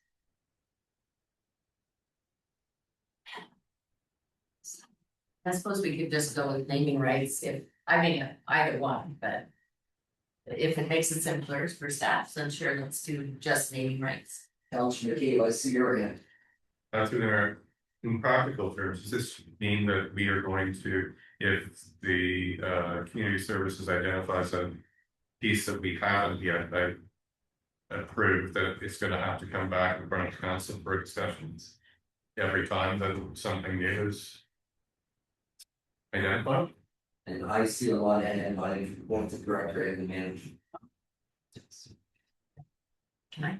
Yes. Through the chair, that's what I was, you said it so much better, but that's what I was trying to say is. There might be opportunities that a sponsor brings forward that wouldn't be on that list, and we'd have to pause discussions to come back to council for. Councilor Harris. I have an idea. What if it says new? Any new assets? Because I'm not voting for that right now, I don't approve We're it. just back to the. But I mean, the only thing I can think of is, like we're saying an ag building, okay, but everything else is pretty well named that I know of. That's over 50,000, we're talking about things over 50,000, right? So. Yeah, So so you go ahead. through your chair, most of our sponsors that you would think are sponsored have expired. So like, for example, the Rotary Complex is Ridge A and B. So those have expired, the Burnside Agriplex, that's expired. So there's a lot of opportunities on the table for sponsorship, for naming rights, I should say. So sponsorships are for like city direct programs and events. And naming rights is for, again, those larger physical assets, so your community hall, your arenas, your gymnasium. Not heritage sites, not committees of council, those types of things would not be up So for. all those buildings, we'd have to change the names on them and. So within the agreement, yes, within the agreement, that would be the cost of the naming entity. The commercial naming entity coming forward, it would be within the agreement that they would pay for. So manager, John, I have a question. The amendment that's on the floor. Would this encumber what you do with regards to the advertising and sponsorship? I'm not sure I understand your question. Well, as you move forward, if you people come into, you know, the sponsorship world, where you make you pause and then come back to council with that individual organization sponsorship. Through your chair, I can hopefully answer this question. I think if we bring a list forward, I would bring it very high level. So that it could capture different opportunities as opposed to being extremely detailed, because we would have to come back to council every time there's a new opportunity. Respectfully, we can bring forward a list. I currently already have a list of what we would and wouldn't, to be honest with you, so that's very easy. I do think there's a lot of checks and balances within the policy that will provide us the opportunity to approve any naming rights with that 50,000 in 5 year. Right now, we're going naming rights is anywhere from 10 to 20 years. So basically, any naming right would come forward to council, so I think there's a checks and balance there. But I don't have a problem bringing forward a high level, I caution getting very detailed.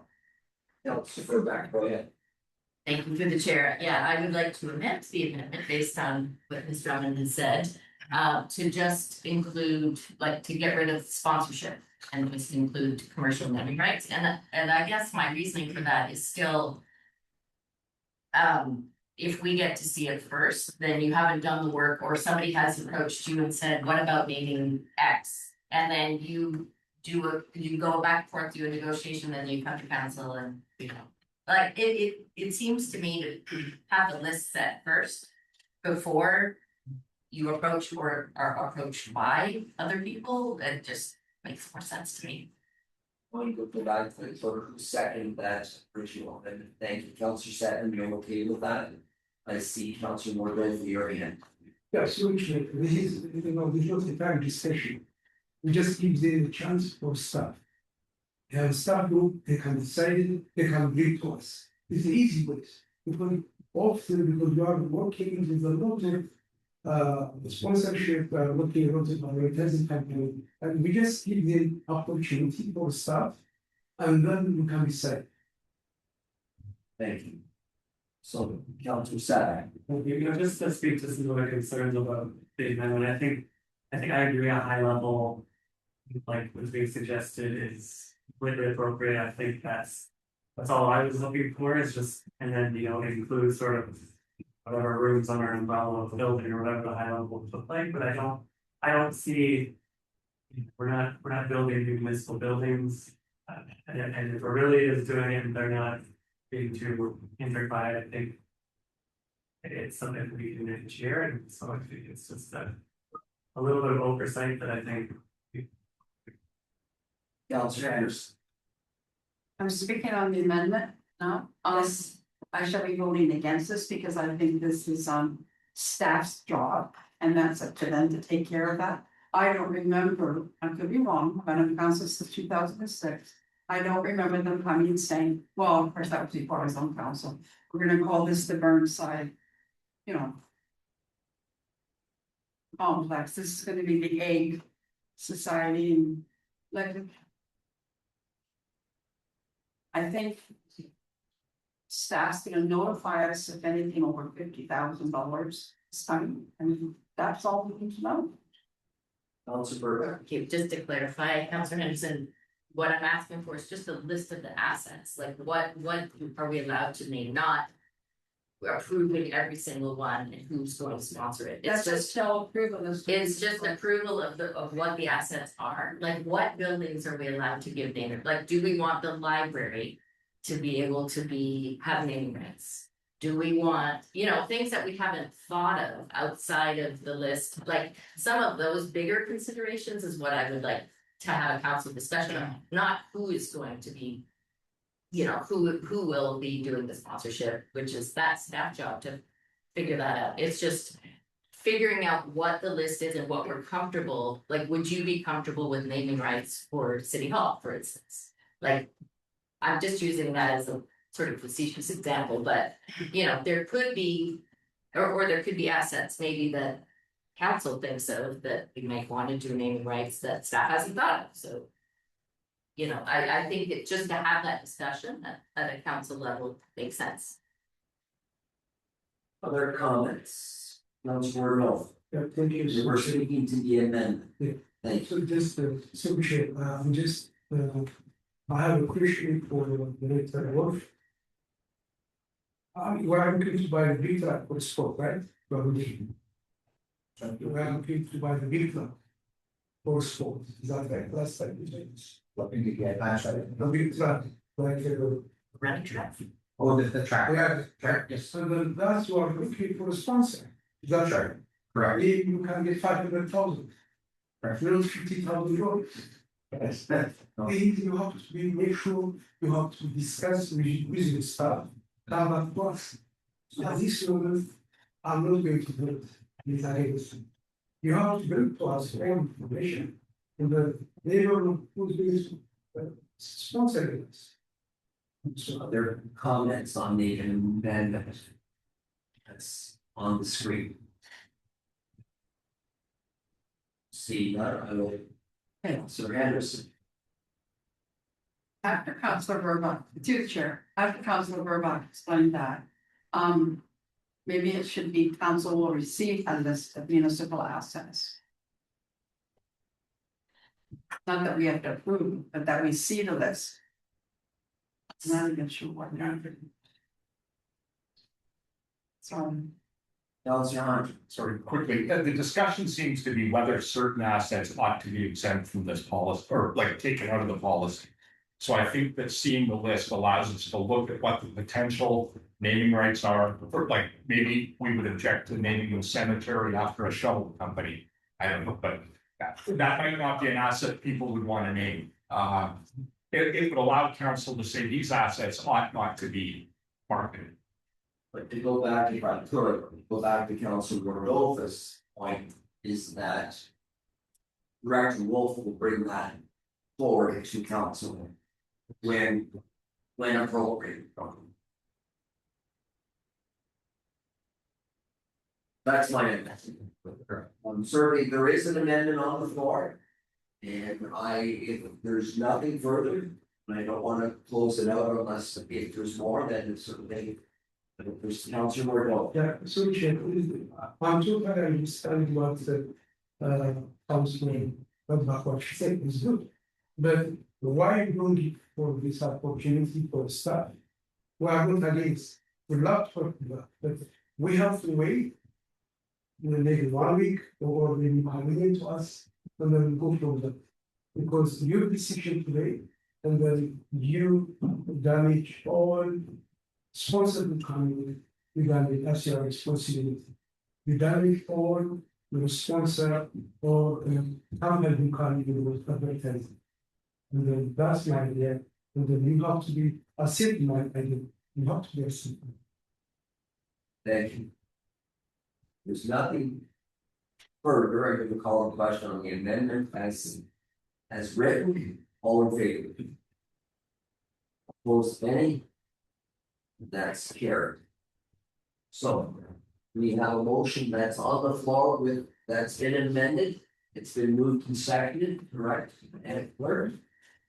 I will call the question of the motion that reads now with the amendment. All in favor? Opposed, any? And that's carried.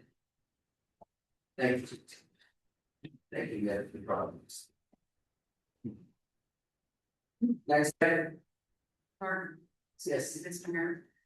Did we vote on the amendment to remove the religious part? Yes. That was in that. Oh, that was the whole thing Yes. together, August. That was in there. Oh, well, I guess I should have asked for it to separate, but anyway, that's it. Sorry, Councilor Henderson. That's okay, it's my fault. Thank you. Next item. Your worship, item 7.5 is the Lions Pool Policy, which is day camp policy amendments, and there is a staff recommendation. That policy C.1.6 Lions Pool Policy be rescinded and replaced with administrative policy. And that policy C.1.7 Day Camp Policy be rescinded and replaced with administrative policy. Moved by Councilor Bean, second by Councilor McCabe. Discussion, Councilor Satter. Thank you, and I appreciate the report. I was just wondering if staff could sort of clarify for people watching and the public that why after such a long period of time, an administrative policy is more appropriate than a specific policy. Can I turn this over to Mayor or Manager Drummond? You're at the podium. Sure, it's for you, Chair.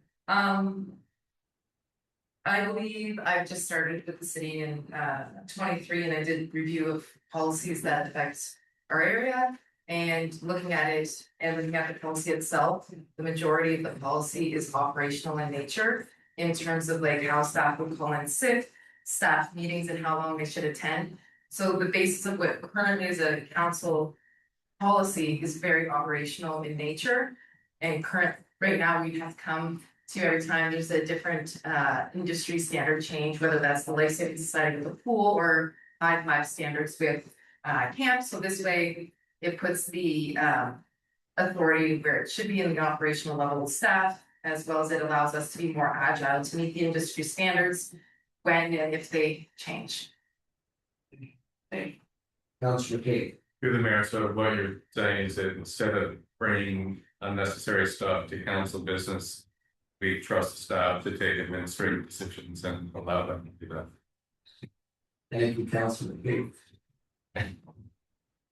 Other comments on the item that's on the floor with regards to Alliance school policy and day camp policy?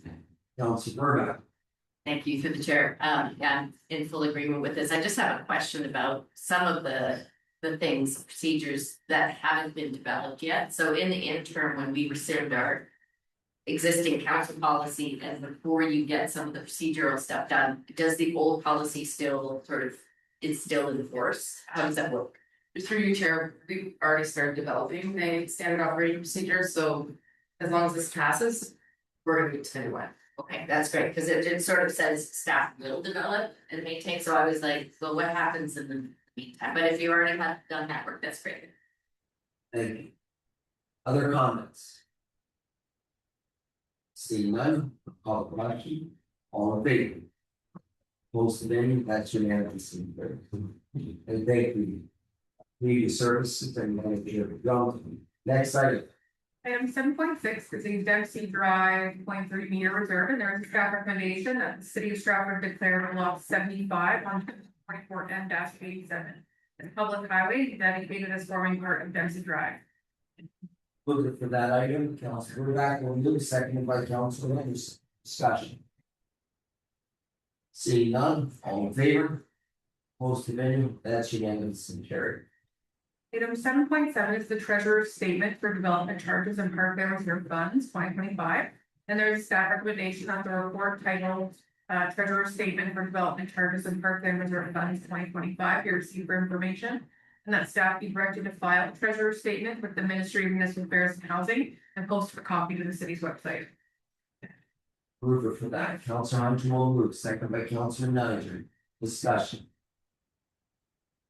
Seeing none, all in favor? Opposed to any, that's unanimous and carried.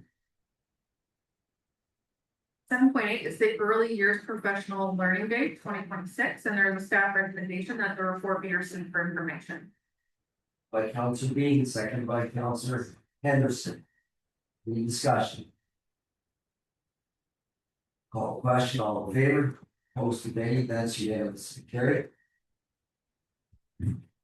Item 7.9 is a part lot control exemption application, and there is a staff recommendation that council approve the application for part lot control exemption. ELCO 4-26 to exempt lots 24, 25, and 26 on plan 44M-100 as shown on plan 44R-6299 from part lot control for an additional 3 years to the passing of a bylaw to amend part lot control exemption bylaws 88, 89, and 90, 2025. In order to create 55 separate parcels of land, each containing a townhouse dwelling unit, but each unit may be held under separate ownership and to allow rear yard easements for internal units for maintenance purposes. Thank you. Moved by Councilor Niger, second by Councilor Burbank. Thank you. Discussion. Seeing none, all in favor? Opposed to any, that's unanimous and carried.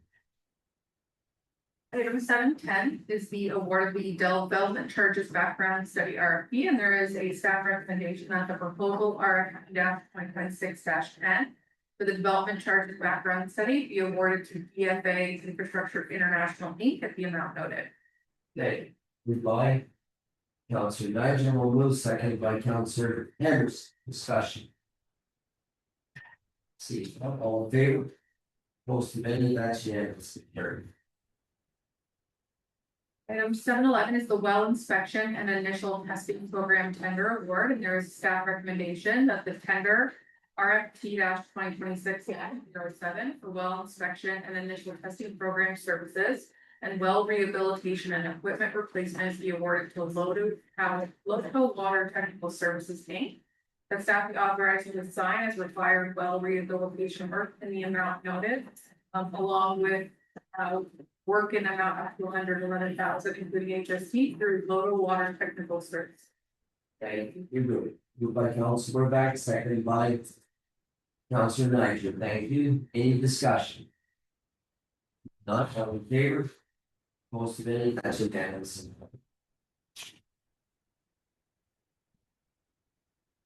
Item 712 is the Daily Avenue and Birmingham Street Reconstruction Tender Award, and there is a staff recommendation that the tender T-2026-06 for the Daily Avenue and Birmingham Street Reconstruction Project be awarded to Oxford Civil Group Inc. at the price noted, and that the mayor and clerk be authorized to sign the necessary construction contract. Thank you. Moved by Councilor Hunter, seconded by Councilor Burback. Discussion. See none, all in favor? Just call that question again, all in favor? Most of any, that's unanimous and carried, thank you. Item 713 is to proclaim June as Seniors Month, and there is a motion that Stratford City Council hereby proclaims June 2026 as Seniors Month in the city of Stratford to acknowledge and honor the amazing seniors who inspire us in our lives and in our community. Councilor Rodolfo move, second by Councilor Henderson. Somebody that inspires us as well, so all in favor? Opposed to any, that's unanimous and carried. Item 8 is business which previous notice has been given and there's none noted. Moving to item 9, reports and statement committees. Item 9.1 is the report of the Finance and Labor Relations Committee. And there's one item as follows. Item 9.1.1, Destination Stratford update. Hey, there are none, will move, Vice Chair Eagle second. All in favor? Opposed to any, that's unanimous and carried. Item 10 is notice of intent, and item 10.1 is notice of a Festival Hydro presentation. So as outlined on the agenda, notice is hereby given that the July 13th regular meeting, a presentation will be provided by Festival Hydro on a proposed restructuring of the organization. And then at the August 10th regular meeting, Stratford City Council will consider the proposed restructuring. Moving to item 11, reading of the bylaws, there are 10 bylaws listed as follows, but item law 11.1 is the need to award the proposal for the development terms background study. Bylaw 11.2 is to dedicate a portion public highway. Item 11.3 is to remove a holding provision to 16. Item 11.4 is to approve the zoning change application for the new zoning provision. Item 11.5 is to award the tender for the well inspection and initial testing program services. Item 11.6 is to amend item 6, 7, and 8, amend the part lot control bylaws. Item 11.9 is to appoint an acting director of emergency services, and I would note the effective date will be July 1st, 2026, not June 27th. And item 11.10 is to award the tender for the Daily Avenue and Birmingham Street Reconstruction Project. These bylaws have been taken collectively upon unanimous vote of council present. Thank you. A motion to take those collectively, moved by Councilor Bean, seconded by Councilor Niger. Any discussion? Seeing none, all in favor? That's unanimous and carried. And a motion for taking those items first and second. Councilor Anderson will move, seconded by Councilor Hunter. All in favor? Opposed to any, that's unanimous. Carried. And a motion for third and final. Councilor Burback, thank you, will move, seconded by Councilor Bean. Discussion. Unknown, all in favor? Opposed to any, that's unanimous and carried.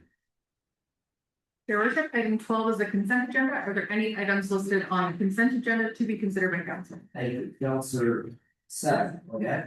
Thank you, CA 2026-74. A resolution from the town of South Bruce Peninsula regarding affirming outdoor education as an essential part of public education in Ontario.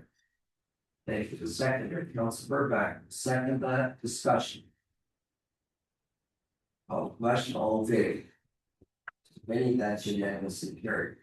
Councilor B, go ahead. Yes, item CA 2026-073, which is the support for Architectural Conservancy Ontario's Heritage Helping Housing Build grant. And basically what I got from it is that there's a grant that can help people who have heritage buildings to renovate them in a certain way that they can provide housing. So, but done in a way that still observes the heritage, so.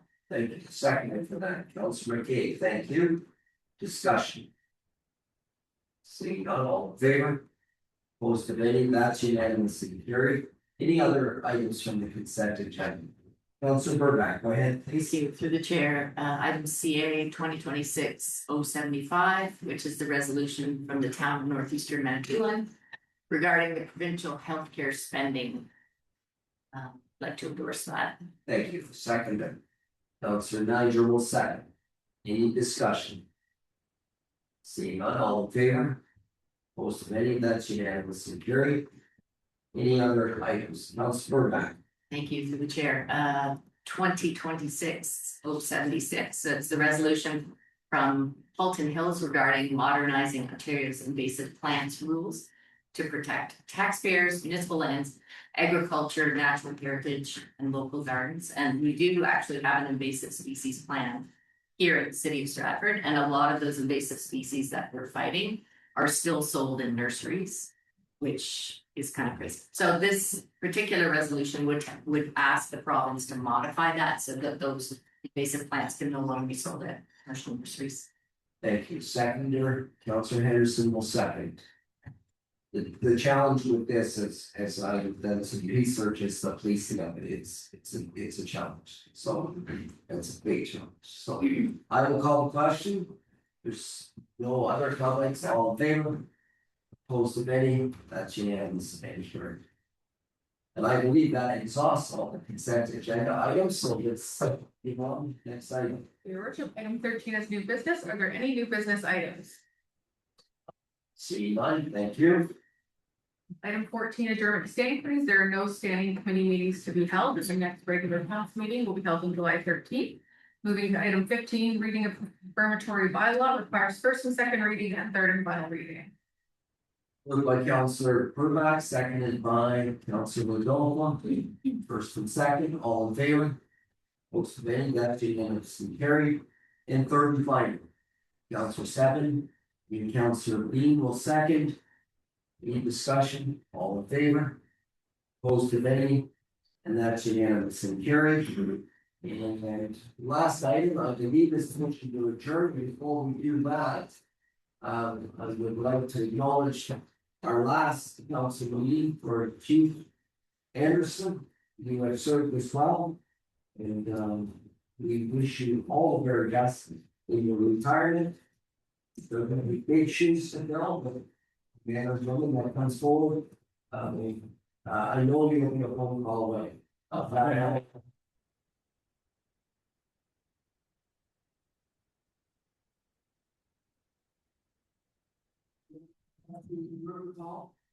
You want to address anything on this evening? Oh, it's beyond it. Yes, by all means. I just want to say thank you to council, staff, of course, the firefighter, that's just one of us throughout it.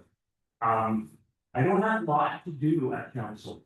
But when I do, we do all support, whether it's IPS or anything from buying a new fire truck to changing bylaws, and I thank you all very much for that. It's been a true honor. And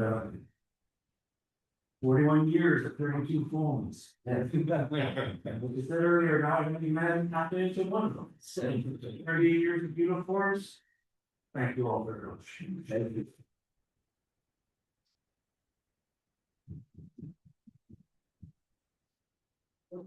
With that said, that brings us to. I was just gonna say, and if you're bored, we've got lots of committees and advisory boards. Thank you, Councilor Henderson. Motion to adjourn. Councilor Henderson, moved by Councilor, seconded by Councilor Mordova. All in favor? Opposed to any? That's unanimous carried, and we are adjourned. Thank you.